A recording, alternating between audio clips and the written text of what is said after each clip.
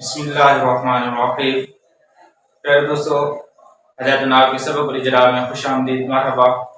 آج ہمارا 14واں سبق ہے۔ پچھلے سبق میں ہم نے کلمہ کے متعلق اور اس کی اقسام، اسم، فعل، حرف کے متعلق سارا کچھ پڑھ لیا تھا۔ آج کلام کے بارے میں پڑھیں گے، کلام کی تعریف فصل ہے۔ چلے ہم سبق شروع کرتے ہیں۔ ہمارا وہی انداز ہوگا، سب سے پہلے عبارت کو حل کریں گے، پھر سبق بیان کریں گے اور ترجمہ کریں گے۔ چلیں سبق شروع کرتے ہیں۔ فصل الکلام لفظ تضمن کلمتین بالاسناد۔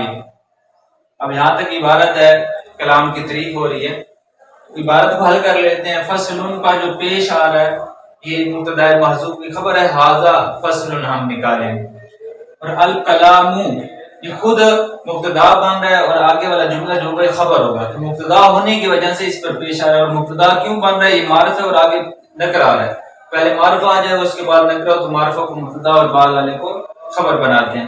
اور لفظ پر جو پیش آ رہا ہے یہ خبر ہے، خبر ہی مرفوعات میں سے ہے، خبر ہونے کی وجہ سے اس پر پیش آ رہا ہے، یہ کلام کی خبر بن جائے گی۔ اور خود یہ موصوف ہے، آگے والا جو جملہ ہے اس کی صفت ہے۔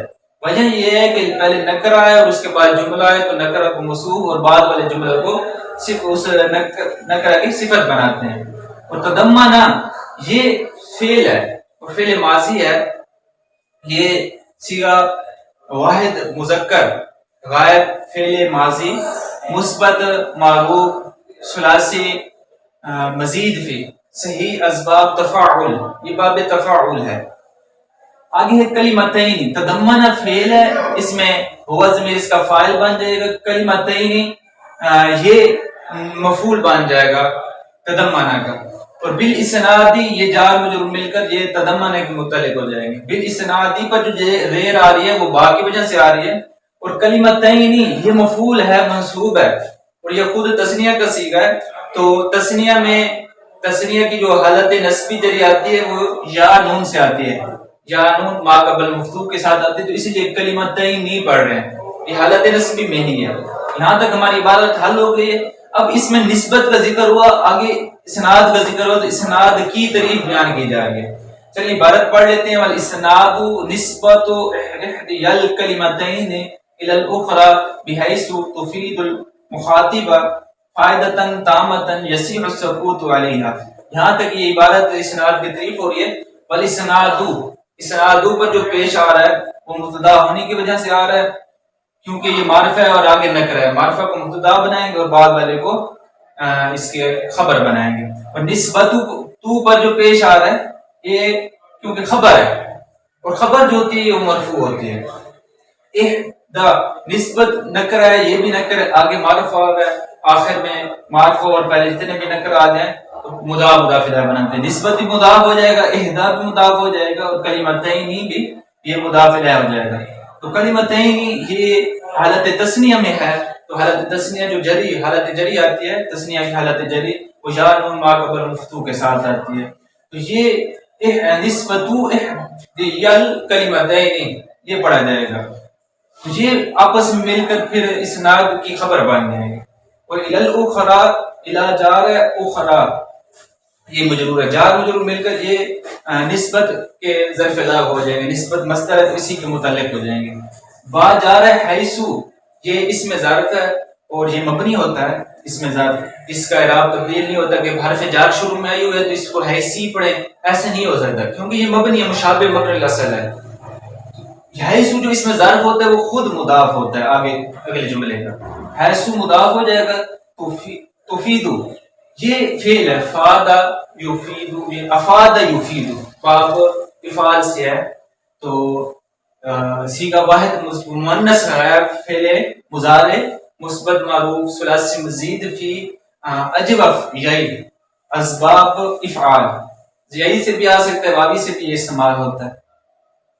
فادا یفود بھی پڑھ سکتے ہیں، یعنی مجرد سے فادا یفود اور فادا یفیدو بھی پڑھ سکتے ہیں، یہ دونوں طرف آ سکتا ہے باب۔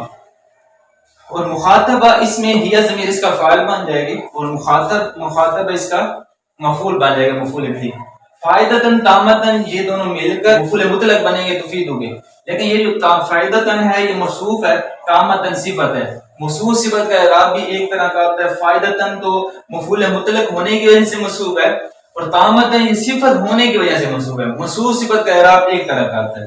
لیکن قامتن کو پہلے ہم مفسر بنائیں گے، اس کی آگے تفسیر بیان کی جا رہی ہے. یہاں حرف تفسیر تو درمیان میں نہیں ہے، لیکن پھر بھی تفسیر بیان ہو رہی ہے، تو یہاں قامتن کو مفسر بنائیں گے. آگے والا پورا جملہ مل کر یہ اس کے مفسر بن جائے گا. اب یسیح فعل ہے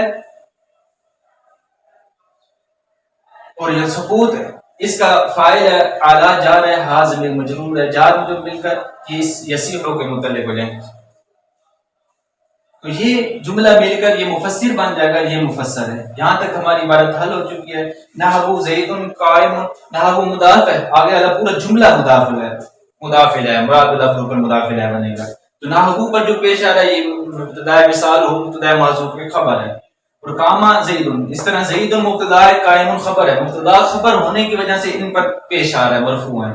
اور قامہ فعل ہے، زید فاعل ہے. قامہ فعل ماضی ہے، صیغہ واحد مذکر غائب ہے. تو زید یہ فاعل ہے، فاعل بھی مرفوع ہوتا ہے. ویسمى جملۃ، یسمى جو ہے یہ فعل ہے اور کئی بار صیغہ بتا چکے ہیں. تو ہوا ضمیر اس کا نائب الفاعل بنے گا، جملۃ مفعول بن جائے گا، مفعول ہونے کی وجہ سے منصوب ہے.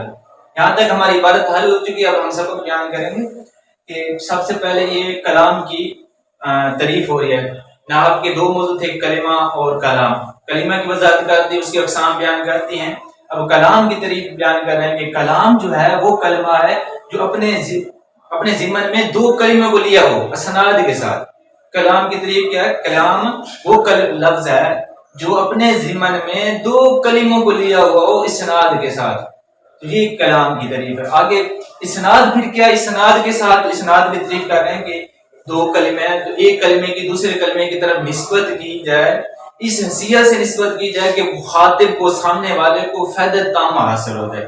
اور فائدہ تامہ سے کیا مراد ہے کہ یعنی بندے کو سمجھ آ جائے، بندہ اگلا جو بندہ ہوگا خاموش ہو جائے گا، مخاطب خاموش ہو جائے گا، اس کو کوئی اور وضاحت کی ضرورت نہیں ہوگی، حاجت نہیں ہوگی.